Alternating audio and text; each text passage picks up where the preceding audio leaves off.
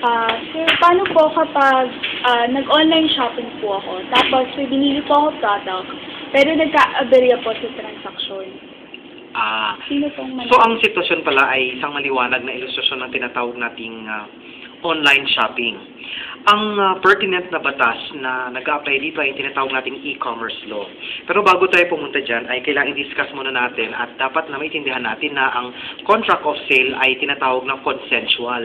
Ang ibig sabihin niyan, bagamat hindi pa na i-deliver yung subject item ng sale, kung nagkaroon na kayo ng consent sa pagitan ninyo, perfected na yung tinatawag na contract of sale, yung meeting of the minds.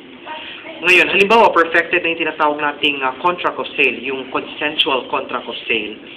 At in-execute nyo na yung mga legal formalities ng mga document, halimbawa sa online, kung halimbawa nag-place ka na ng subscription o ng mga order, maliwanag na perfected na yung tinatawag nating contract of sale.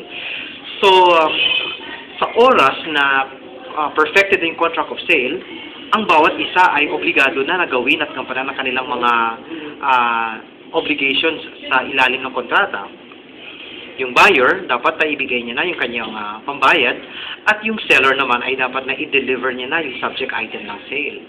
So kung ang sinasabi mong aberya ay dahilan sa ang mamimili ay hindi nagbayad, talagang kailangan magbayad siya kasi tinatawag natin dito ay actionable wrong. Kung halimbawa naman, ang seller ang nagkaroon ng aberya dahilan sa hindi niya binigay yung kaukulang bagay na binili o binigay nga niya pero hindi alinsunod dun sa spesifikasyon na yung in-order, halimbawa mo ay nagkaroon ng implied or hidden defects, actionable pa rin yon. So, liwanagin muna natin, anong aberya ba at kanino ba dapat nanggagaling yung aberya na gusto mong bigyan ng clarification? Paano po kapag may binili po kayong product, tapos yung seller pala, kumari nag-deposit ka na po ng pera sa bangko, pero hindi dumating yung product na bibili mo, na binili mo? Marami tayong pwedeng gawing action dyan sa punto de vista ng isang tinatawag nating civil law at sa criminal law.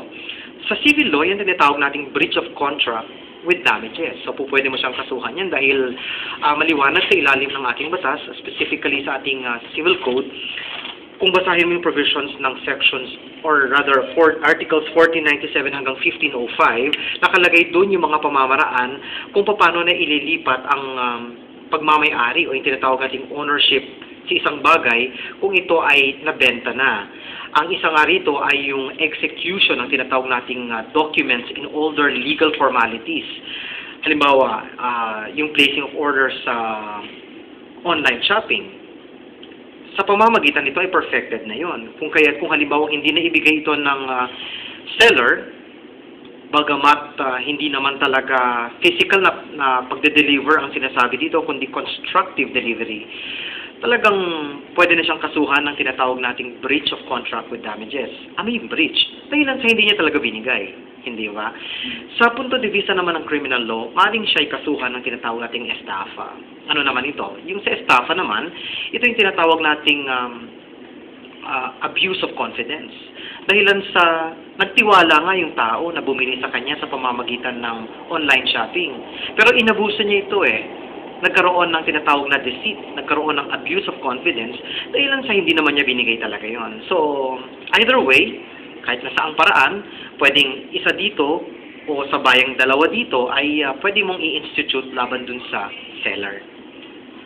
At hindi lang yon, ang binanggit ko lang ng mga provision ng batas ay galing lamang sa ating civil code at saka sa criminal law. Pero meron na ngayon yung mas recent na batas, mas bagong batas, ito ay nakapaloob sa tinatawag nating e-commerce law. At doon nakapaloob yung lahat ng mga subscriptions, lahat ng mga sales transactions, credit transactions, na nagsasabi kung ano yung mga duties and obligations ng seller, ng subscriber, ng buyer, at kung ano naman yung magiging action na pwede nating isampa laban sa kanila. Kung sakali naman po na yung mga naloko po, saan po sila pwedeng lumapit? Yung naloko po sa online shopping. Ito ay actionable sa pamamagitan ng pagsampa ng kaukulang kaso sa tinatawag nating regular courts of law. Pag sinabi nating regular courts of law, maaaring ito ang tinatawag nating municipal trial court or regional trial court. Ngayon pa natin malaman kung ito ay bagay sa municipal trial court or regional trial court. Ang determinative na bagay dyan ay yung tinatawag nating amount na nasangkot. Kung halimbawang 100 kamo, pwedeng ito ay sa jurisdiction ng MTC, 100,000. Basta meron tayong tinatawag nating jurisdictional amount. Okay.